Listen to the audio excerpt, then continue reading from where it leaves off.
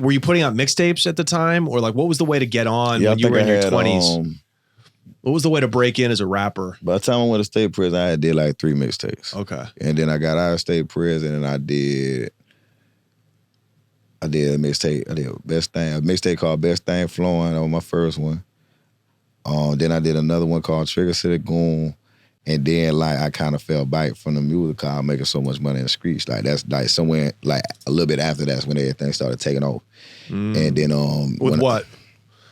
With the motion, nigga, I called the plug. You know what I'm saying? Who's the plug? The plug was I don't even know what his ethnicity was.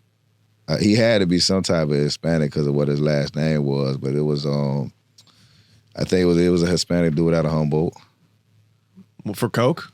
Nah. I fucked it with the bud. Yeah. Yeah, I fucked it with the bud. That's how I blew up. You know what I'm saying? They were trying to hand that different, but I mean, once I ran across that plug, and it felt like a nigga, bro, like damn, it was printing the money. I remember the first time, like nigga telling me these numbers, like he got pounds for $1,600, and at the time, I was paying $3,200 for a pound. Yeah. So I'm like, then that sound fake. I'm skeptical, you know what I'm saying? But at the same time, it's like I want to try my hand. I want to see what it's about. So sent my money. Okay, so this is a guy in Humboldt County, California. Yeah. Wow. He was in Humboldt County, California. So you got the plug. That's the plug. That's the weed. That's the weed version of finding the guy in Medellin, Colombia. Nigga, yeah. Right. That's where I was getting my from. Yeah. It don't get. That's the Mecca, nigga. That's the Holy Land. You know what I'm saying? So how'd you meet him? I met him because I met him through the nigga that ended up telling on me. It was actually like nigga that ended up telling on me knew a girl that moved out there, and I think that ended up being her boyfriend. Something like that. Right. You know what I'm saying? So well, anyways, so you gave it a test run. You sent him your money out. Yeah, and that bitch came through. And you got the dope back. Yeah, that bitch came through, and I remember I pulled into the motherfucking dollar store on 18th and 22nd, and I served a nigga, like I damn had to keep my poker face on because it was crazy to me. Like, I was just paying $3,200. And now you got it for $16. And then I served it to a nigga for $3,200. Yeah. And I made $1,600. And you just doubled what it would have taken you 10 pounds to make. You know just what made I'm it saying? one. Like, bro, I made $1,600 for shaking a nigga hand. He happy, I'm happy. Like, and then the thing about it, the bud was way better than anything else that was in St. Pete. Yeah. And it was like, and even me getting them at 32 at that time, I'm getting them for 32 and I can still wholesale. You know, I break down too, but I can still wholesale. So it's like 32 a good ticket. Yeah. You know what So I'm now saying? everybody down the chain eats. Like your people are happy when you're giving it to them for 32. Yeah, bro, I'm watching niggas buy cars and watching niggas open up studios and watching niggas do like. And when I sold that first bowl and made $1,600, like I just like after dawn pulled off, I was still just sitting in the car like, how many times can I do that? I could do that 10 times. I could do that 20 times. I could do that 100 times. Only 100 times, and now you got 160 bands. Yeah. It's nothing to do that shit 100 times. It kind of feels like it truly made me a religious man when that happened to me. I was like, oh, I think the Lord, I think this is God intervening. I ain't gonna lie, I kind of did too, man.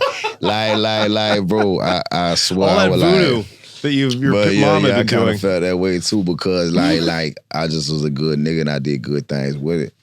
You know what I'm saying? So your price was 16. That is incredible. So I didn't even have the ticket, but I'm older than you when the prices were still a little higher. This was like 2014. Yeah. So now California's weed is basically fully legal by this time on the West Coast. So West Coast growers need cats in places like the South to get their work off because it's not moving like it was out here back in the day. So, okay, how did this ramp up? I mean, because now you got to get it all. Now you need quantity. It was like everything was easier back then though, because nobody was up on game. I didn't know nobody who did this. Like that sounded crazy to me. Like the idea of getting drugs in the mail. Like I wouldn't. I think I had like one Mexican partner who had like a big ass like metal thing that and he got like a bunch of like that Mexican brick weed sent in the mail when we was just or something. But like that seemed like some sophisticated kind of like, I don't know how he even did that. Right. You know what I'm saying? So but as far as my circle, like I didn't know anybody else in my circle or in my city that had that going at that time. So then it was just easy to fly under the radar, bro. Like it was the mail was touching down and the money was touching down. I used to buy like a phone book or like, not a phone book, but I used to want something like a phone book. So what I used to buy was like SAT books and ACT books. I put $100 bills all through that bitch and then I ship it. That bitch never got knocked off. If I was extra paranoid about something, it was like a one of them smoke shops in my area where you can get like custom made bongs and like that. And I vacuum seal the money and have them make a bong like a vase almost to where it's like you can't even see the money, touch the money, nothing. And then when the plug will get it, he'll just take that bitch, shatter it, and the money will be in there. But like all the money was touching down. Like I took a couple losses at the beginning when I didn't know what I was doing, but like all the money was touching down. And then the pipes, they was like 95% touching down, but I'm doubling my money. So the ratio way more in my favor. If I lose 1 out of every 20 and I'm doubling up every time, okay, so I done ate off the first 18 and then number 19 make up for number 20. We keep this rolling. How many were you getting at a time? Back then I only needed to get like 10 a week. So I was like getting 10 a week and I'd make like 15, 16,000 every week. But then if I wanted to go like, let's say it was like Croptober, you feel me? Like that time of the year where everything is in abundance. Yeah. I want 100. But if I want 100, I'm gonna go out there so I can pick everything, make sure it's good. Right. You know what I'm saying? So it was like I was keeping in that range. Like if I was just on some, you know, like the routine was pretty much the 10 a week. And then if I really but when it came time for me to snap, I go out there myself and bring back 100. How would you bring 100 pounds back? The mail. Wow. Oh, between how many boxes? We would do 2 boxes for every address, and every box could hold like 3. Oh, so it's a lot of boxes you're sending out. Yeah, but that's how sweet it was at that time. Them bitches was landing. Yeah. You using UPS or FedEx or? USPS, priority shipping. Yeah. 2 to 3 days. I used to track them bitches on my phone. Green check, green check, green check. That mean that bitch landed. Green check, green check. Yeah. But like, it was sweet. I mean, I switched it up a little bit. Like I wouldn't have all the pounds coming to the same city and like that. But yeah, bro, that was the method. You just paying people to use their addresses? Hell yeah, this was back in the Golden area. Bitch, rent was $700, $800. I'm paying whole rent. Like, yeah. What's a box? Yeah. And doesn't even have your name on it. I'm like, look, man, if this bitch get knocked off, only thing that's gonna happen because they can't say that you consented for it to be here. Right. So they can't really pin it to you. They might start watching you and you ain't got nothing going. It wasn't nothing. When you got the box, were you waiting there for the mailman, or how did you kind of insulate yourself? Nah, or did you have them bring the box to you? Nah, they're just. What I would do, I would tell them not to touch it. I tell them not to touch it. I was like, man, if you can, like, make sure don't nobody with it, but don't touch it. And I just come through and scoop it like that way to just keep even less possibility they could try to act like they was in on it. You feel me? Yeah.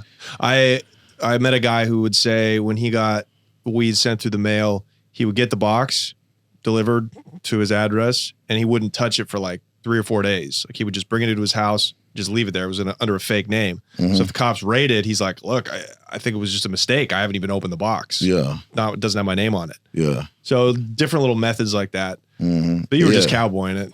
Yeah. I mean, like with me. I was too. Like with them, I was super protective. I didn't want nothing to happen to my peoples or whatever. Cause most of them was people that I think that everybody I genuinely with. And that ain't my stilo anyway. Like even if I didn't know you like that, I wouldn't want that. You know what I'm saying? But how many people were working for you? Were taking work off you? What do you mean, like with the bosses? Yeah, how many people were you giving pounds to? Like selling pounds to? Yeah. Like how many people did you have? A lot. But I ain't gonna lie, back then niggas wasn't buying pounds like that. Like I had like You know, I had like a couple niggas who bought 5 and 10, but it ain't like how it is now when niggas buy 50 and 100. Like back then, like I still sold zips back then. I used to sell zips for 200. I'm making $100 off a zip. These niggas out here selling pounds making $100 now. Yeah. You know what I'm saying? So the game was just different. Like that's why them 10 a week used to be a lot. How long are you running like this for? Like 3 years. 2014, 15, summer 2014, 15, summer 16. So you're bubbling. You're making, this is $1 million operation. Yeah, nigga get into it. Cause it ain't even just me. It's me and the nigga that ended up folding on me. He was actually making more money than I was. Yeah. So the crib got hit. Mm-hmm. You were at home when they raided? Nah, I was doing my 1-2 like I usually do, but I had coming in. I had some pipes coming in to Sarasota. I had some pipes coming in to St. Pete, I think. And when they first like opened up surveillance on me is when I came back from, like the girl from Sarasota, she had met me at Tampa International Mall. We went and got something to eat. I get a box and I come back. That's when they got me under surveillance. So they watching me make my moves. I went to like a 7-Eleven kind of by my apartments. I called a nigga. They watched me do that.